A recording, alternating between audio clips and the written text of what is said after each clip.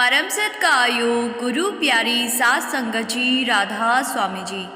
सात संगत जी, बीते सोमवार यानी कि 10 फरवरी को डेरे में हजूर जी ने ही संगत को नामदान दिया था जी।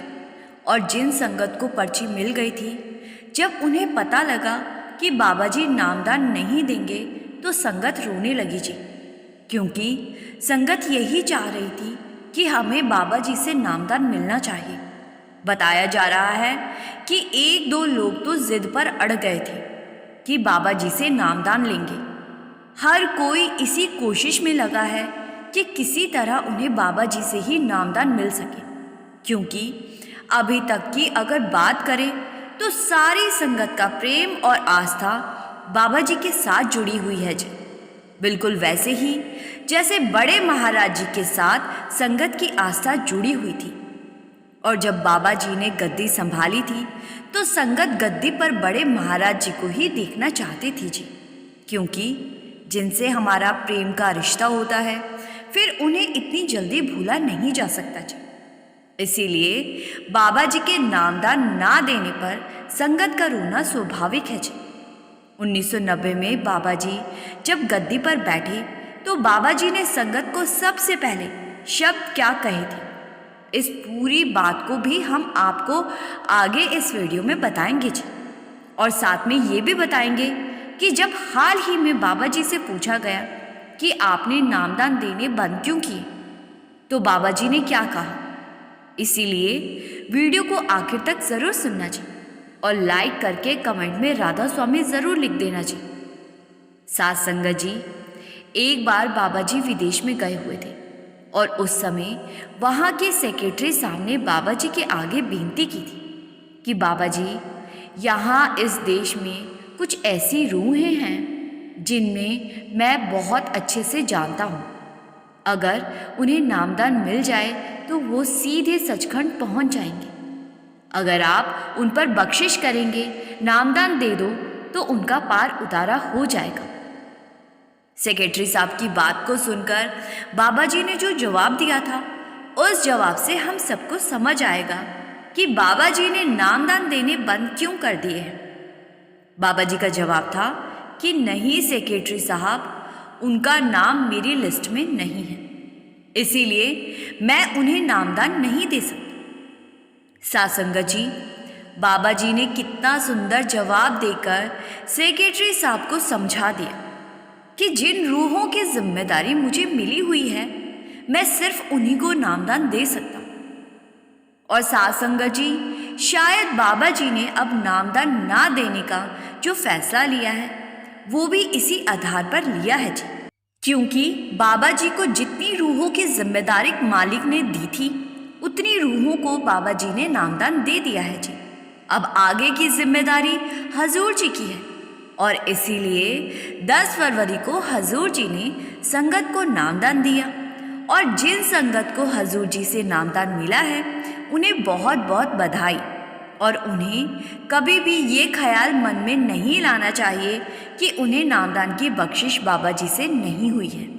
सात संगत जी, बाबा जी और हजूर जी में कोई फ़र्क नहीं है। 1990 तक बड़े महाराज जी ने नामदान की बख्शिश की थी, और उसके बाद से 34 साल से भी ज़्यादा हो गए जब बाबा जी ने नामदान दिया, और अब हजूर जी ने जिम्मेदारी संभाली है।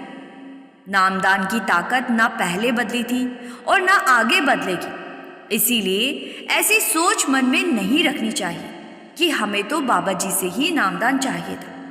अगर बताए तरीके से भजन सिमरन करेंगे तो ही नाम का फ़ायदा हमें मिल सकेगा जी। इस बात से फर्क नहीं पड़ेगा कि नामदान कौन से गुरु ने दिया है।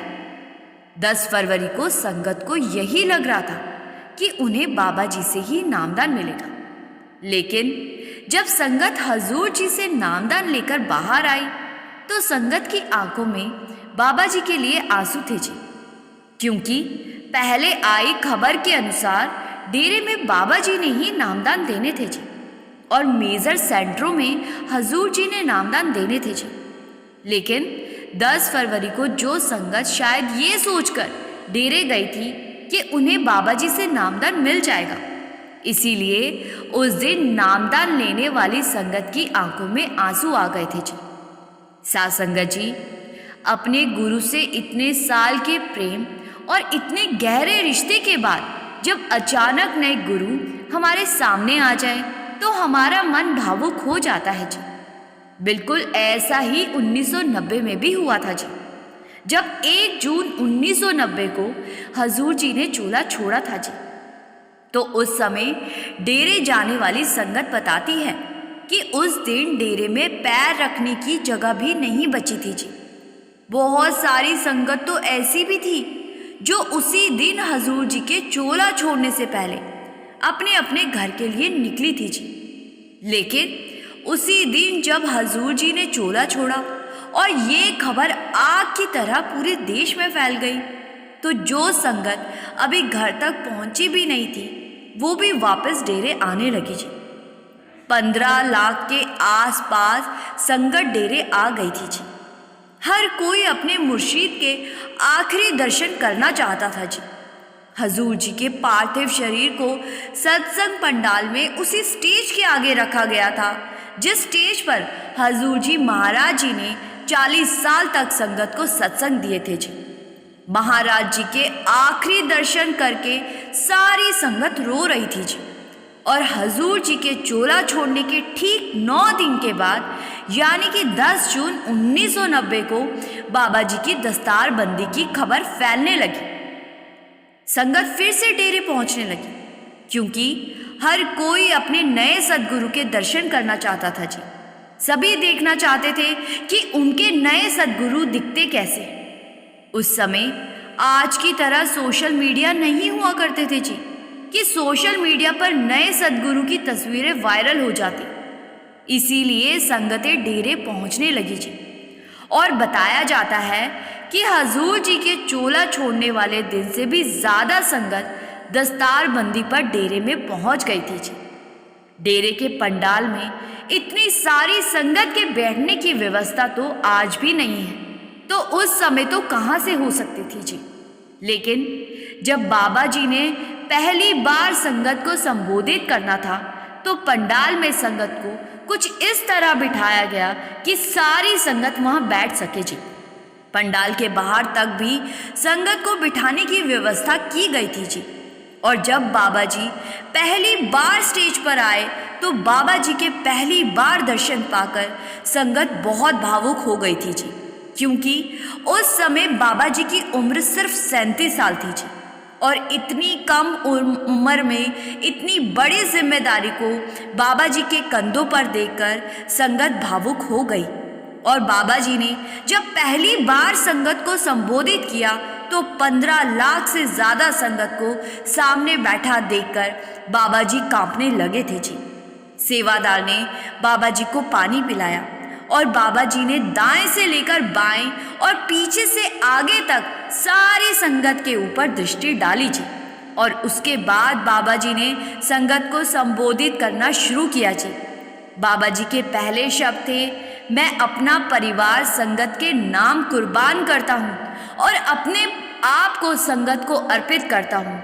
मेरी संगत से बेनती है कि जितना प्यार संगत ने हजूर महाराज जी को दिया उसका छोटा सा हिस्सा मेरी झोली में भी डाल दे। बाबा जी के इन शब्दों को सुनकर पंडाल में बैठी संगत के रोने की आवाज़ें गूंज उठी थी जी। कोई विरला ही होगा जिसकी आंखों से आंसू नहीं बहे थे जी। साथ संगत जी, हजूर महाराज जी ने बाबा जी को क्यों चुना था गद्दी का वारिस?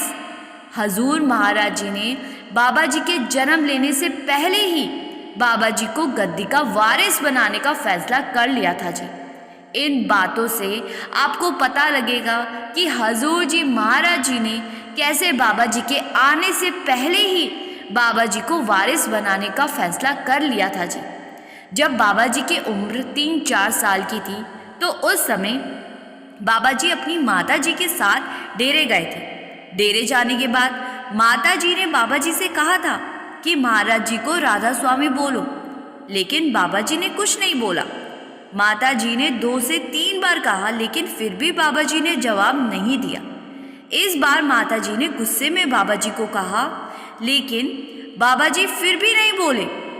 तो हजूर जी ने बाबा जी को गोदी में उठा लिया और कहने लगे कि तू रहने दे बहन, ये मुझसे बात नहीं करेगा, ये मुझसे नाराज है। माता जी ने कहा लेकिन ये तो अभी अभी यहाँ आया है, फिर भला ये आपसे नाराज कैसे हो सकता है।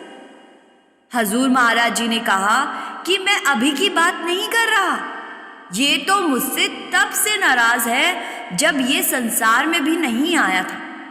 ये तो आना ही नहीं चाहता था, लेकिन मैं इसको जबरदस्ती लेकर आया, इसीलिए ये मुझसे नाराज रहता है। उस समय तो हजूर जी की इस बात को सबने मजाक में ले लिया जी, लेकिन आगे चलकर जब बाबा जी को गद्दी दी गई तो इस बात का अर्थ समझ आया कि हजूर जी ने ऐसा क्यों कहा था। उस समय बाबा जी स्पेन में नौकरी करते थे।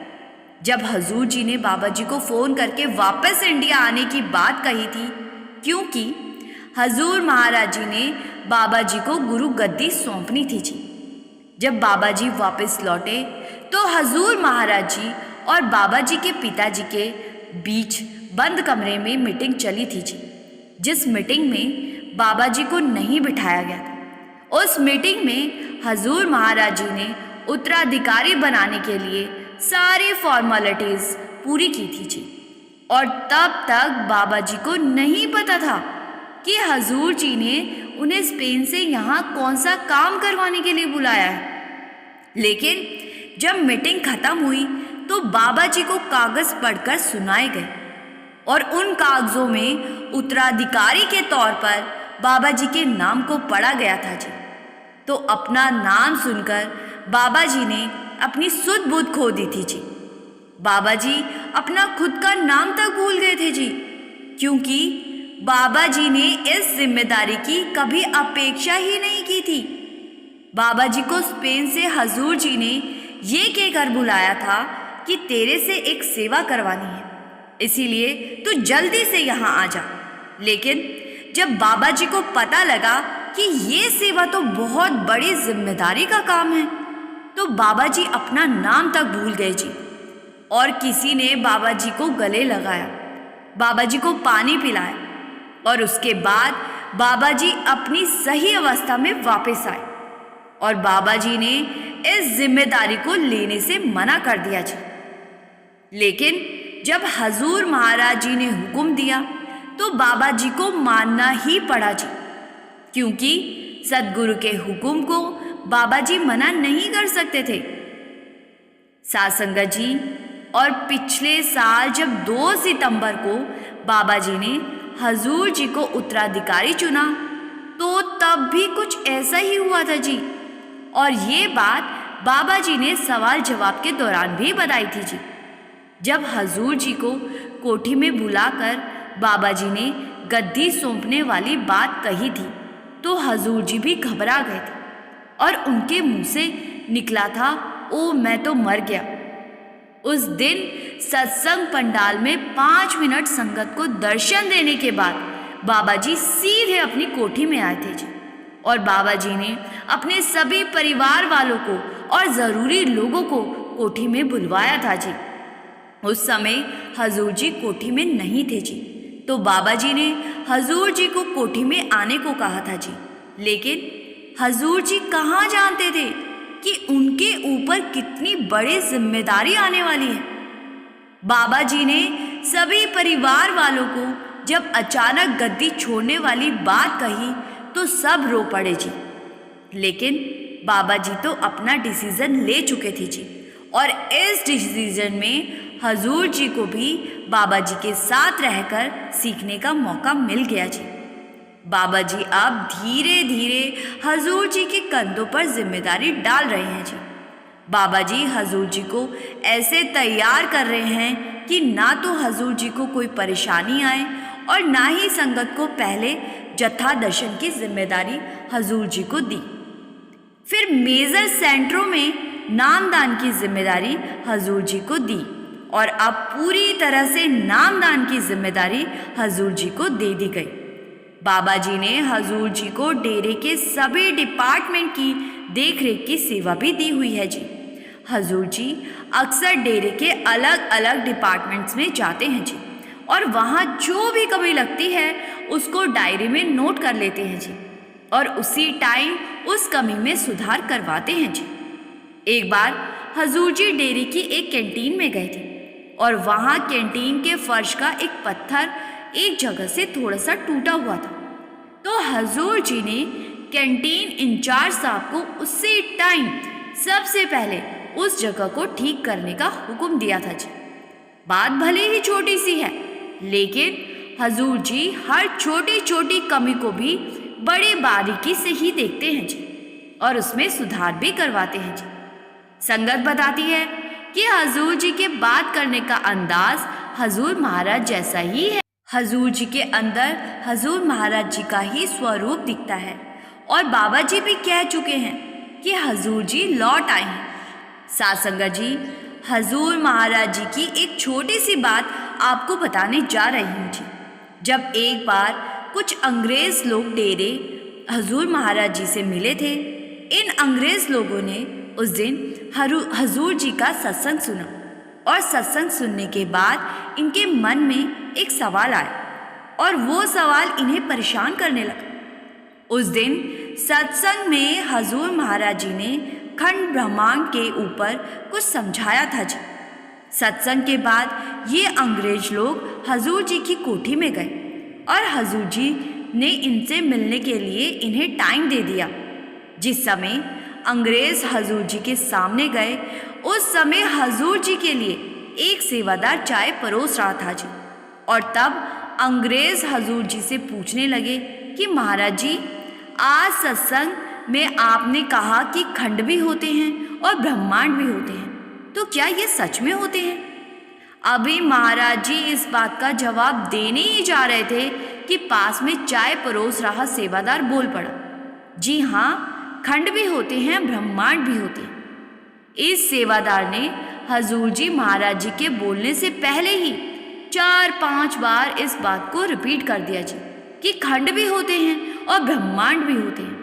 सेवादार ने महाराज जी को बोलने का मौका ही नहीं दिया और महाराज जी सेवादार के मुंह की तरफ देखने लगे। जब अंग्रेजों ने सेवादार का कॉन्फिडेंस देखा तो उन्होंने भी मान लिया कि खंड और ब्रह्मांड सच होते होंगे, क्योंकि महाराज जी का सेवादार महाराज जी के सामने इतने विश्वास के साथ जो बोल रहा है।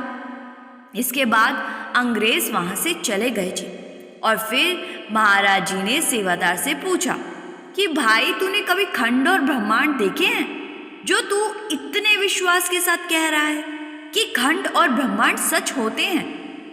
तो वो सेवादार कहने लगा कि महाराज जी, मैंने खंड ब्रह्मांड नहीं देखे, लेकिन क्योंकि आपने ऐसा कहा है तो इसका मतलब खंड ब्रह्मांड है। आपके मुंह से ऐसी कोई बात नहीं निकलनी जो ना हो। महाराज जी ने उस सेवादार को कहा कि बेटा, अगर तुझे ये विश्वास है कि खंड ब्रह्मांड सच में होते हैं तो एक दिन तू खंड ब्रह्मांड जरूर देखेगा। साथ संगत जी, महाराज जी के मुख से निकले इन वचनों ने उस सेवादार के अंदर का पर्दा खोल दिया जी और सेवादार को खंड ब्रह्मांड भी दिखने लगे जी और महाराज जी के दर्शन भी होने लगे जी। साथ संगत जी, क्या अपने गुरु की बातों पर इतना विश्वास हम करते हैं? हमारे मन में तो उन अंग्रेजों की तरह सवाल आने लगते हैं कि बाबा जी ने सत्संग में जो कहा है, क्या ये सच में भी होता है या नहीं? और जब मन में गुरु की समझाई बातों को लेकर डाउट्स आने लगे तो गुरु की बख्शिश हम पर कैसे होगी जी? हमें तो महाराज जी के उस सेवादार जैसा बनना है जी, जिसने पूरे विश्वास से कह दिया कि खंड ब्रह्मांड सच में होते हैं। अगर आज बाबा जी ने नामदान की जिम्मेदारी हजूर जी को दी है तो हम डाउट करने की बजाय इस बात को सिर मत्थे नहीं लगा सकते क्या? कोई कहता है बाबा जी से नामदान चाहिए तो कोई कहता है दर्शन भी बाबा जी ही दे। बाबा जी ने अपने ही रूप यानी कि हजूर जी को हमारी संभाल करने की जिम्मेदारी दी है जी, तो इसका मतलब बाबा जी ने संगत की भलाई के लिए ही ये डिसीजन लिया है जी। नामदान चाहे कोई भी गुरु दे, अगर गुरु के हुक्म में नहीं रहेंगे तो नामदान पाकर भी कोई फायदा नहीं मिल पाएगा जी। इसीलिए साथ संगत जी, ऐसी विचारधारा और जिद को मन से निकाल देना चाहिए जी कि हमें तो बाबा जी से ही नामदान लेना है। अब इस वीडियो को यहीं पर विराम देते हैं जी। आपसे फिर मिलेंगे एक नए दिन में एक नई और प्रेरणादायक वीडियो के साथ जी। संगत जी से मेरी विनती है कि वीडियो को लाइक शेयर करके साथ में कमेंट में राधा स्वामी लिखना मत भूलिए जी। और जो संगत इस चैनल पर पहली बार आई हैं जी, उनसे भी मेरी विनती है जी कि संगत के अपने इस चैनल रूहानी सफ़र को सब्सक्राइब कर इस चैनल का एक हिस्सा ज़रूर बनिए जी। गुरु प्यारी साथ संगत जी, राधा स्वामी जी।